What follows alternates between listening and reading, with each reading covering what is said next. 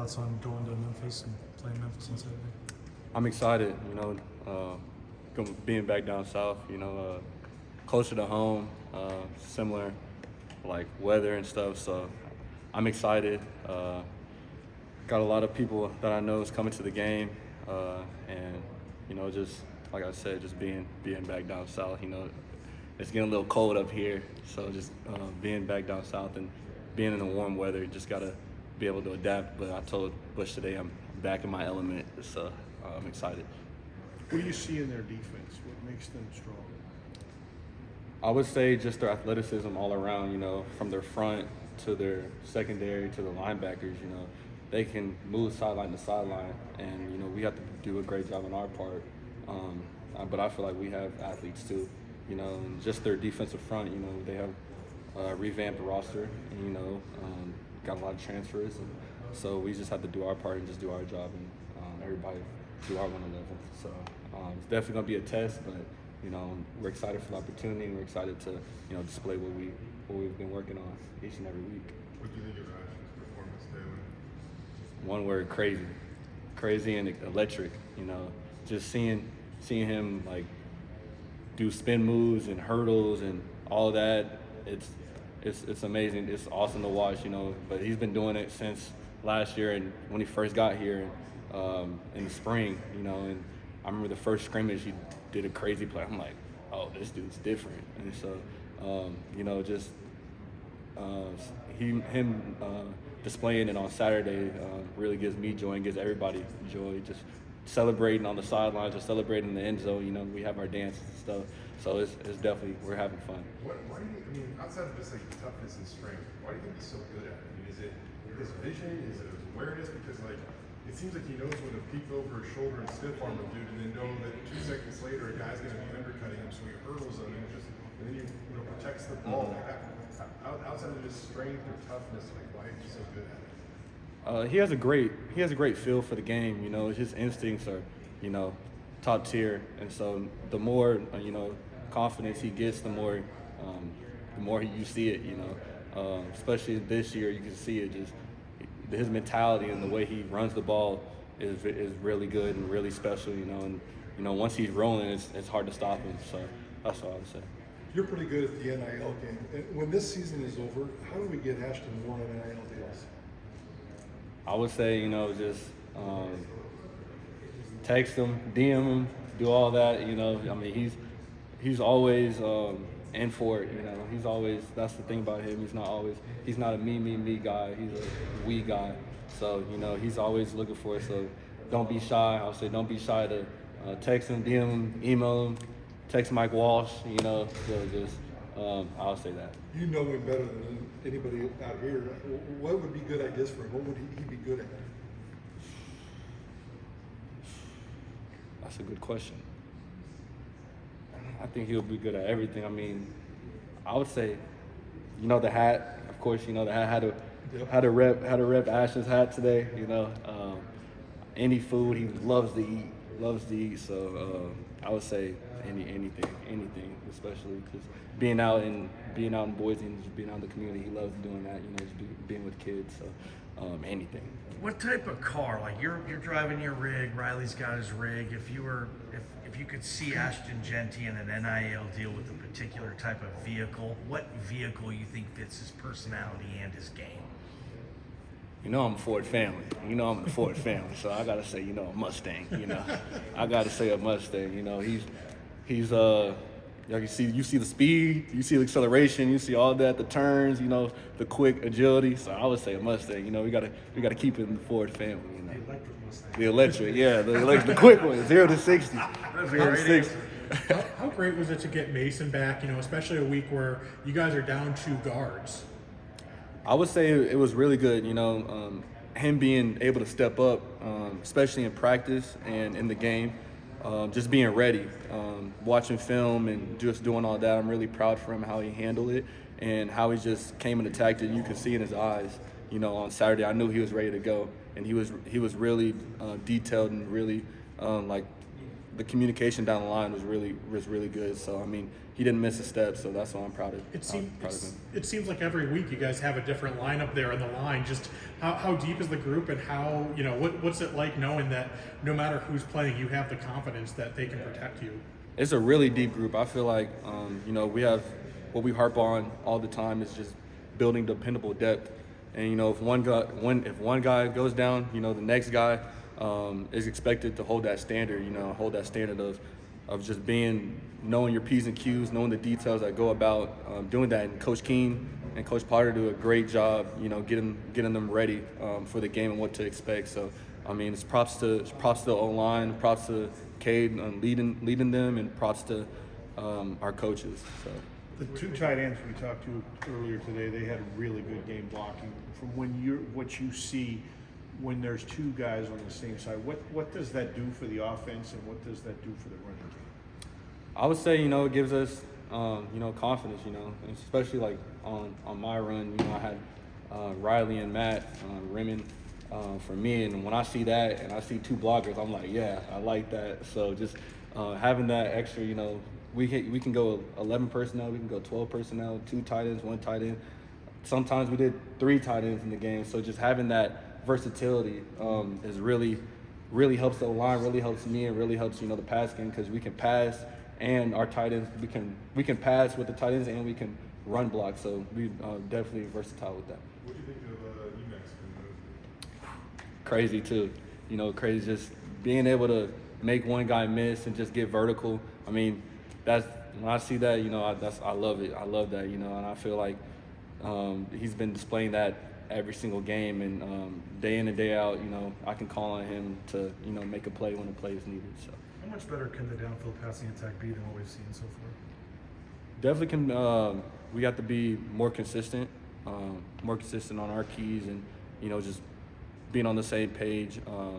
You know, there's a lot that goes into it. Just it starts with me just trusting my fundamentals and trusting my techniques, and giving the receivers a chance, you know, for them to go down and get it, you know, because they're playmakers, and that's what they're here for, you know, is just to make plays when the ball's in the air. And just it just starts with just consistency, because we have spurts of it, you know, we have spurts of doing good in the pass game, but just have to build on that, you know, because our run game is really good, but once we get that run and the pass going, it's gonna be really special. Do you think it's through the touchdown he threw to Emacs? Emacs said that maybe Prince was supposed to be in his spot, but when it worked out, he was there, and then you gotta love the matchup whenever Emacs on the safety. That's what I, you know, love about this offense, you know.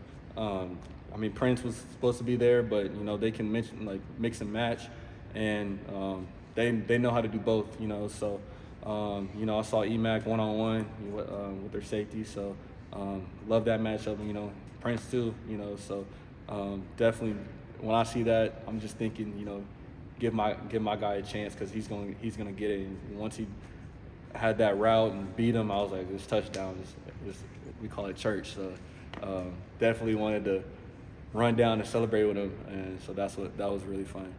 Memphis quarterback lives only like 15 miles away from you in Texas. I understand that you guys worked out together this summer. Tell me how that came about, and how much did you actually interact? Yeah, we worked out in my high school, Louisville, and, you know, he walked in. I was like, oh, okay. So, you know, we was checking each other out a little bit, but it was fun, you know, just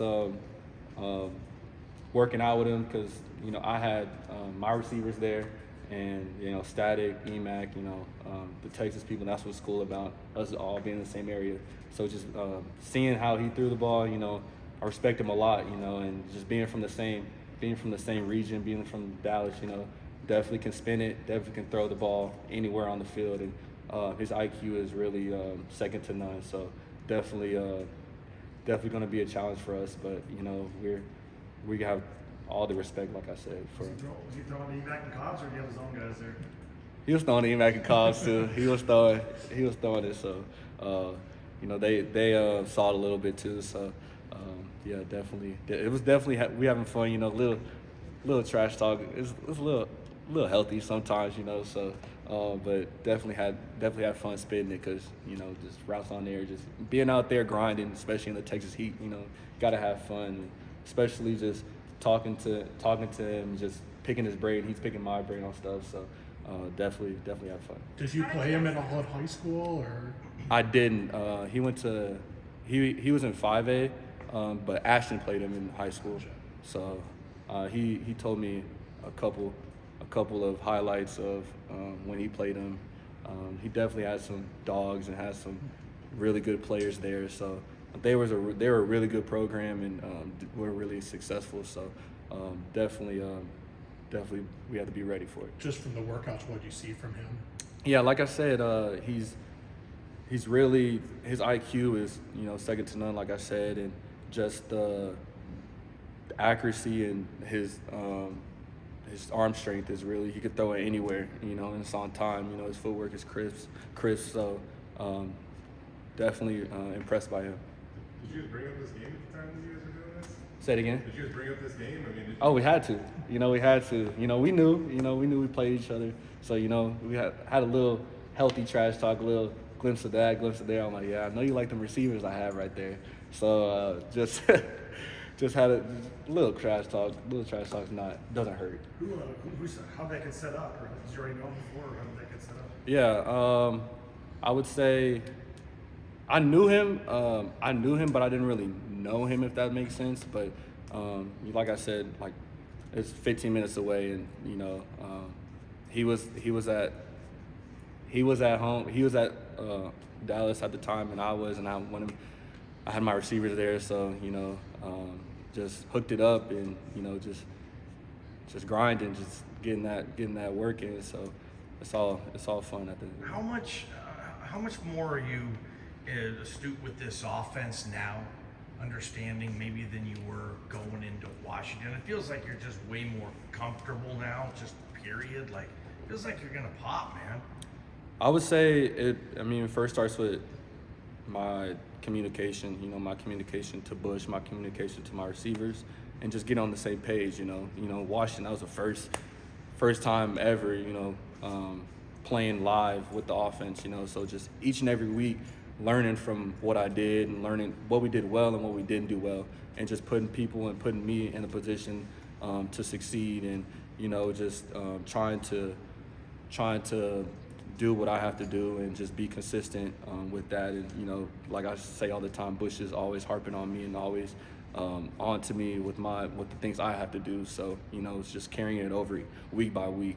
So that's why I would say. Did you ever feel like you just got so much coming at you with coaches, quarterback coaches, parents, friends, social media? Did that ever weigh on you this year, Taylen, at all? I would say there's times, that it does, but Bush tells me all the time, that's what comes with it. That's what comes with being the starting quarterback. You have to accept it, and you gotta challenge yourself, and you gotta simplify. You gotta simplify your life. You got to organize. That's what I was big on, just organizing my day and my prep and what I have to do. And at the end of the day, have an hour just to chill, just to calm down. So when I'm here, I'm focused on football. I'm focused on what I have to do, and I can't be worried about what I have 3 hours from now. I have to focus on where my 10 toes are. And so when I'm here, I'm here. When I'm in class, I'm in class. And when I'm home, I'm chilling with Ashton. I'm chilling with Zion. So I'm just chilling with the guys on the team. So what's your best or funniest Ashton Jeanty story? I would say North Texas. When I hurdled the dude, I think it was the first quarter. We went on the sideline. He said, "Okay, I'm gonna hurdle somebody." I said, "For real? You just gonna call it out?" He's like, "Yeah, watch." So he goes down the sideline, hurdles. I'm like, he was not lying. He was not lying. And so we went to the side. I was like, "Bro, you was not lying." He said, "I told you." Then we started busting out laughing. I was like, "Yeah, you're hard for that one. You're hard." So definitely, that's my best Ashton Jeanty story.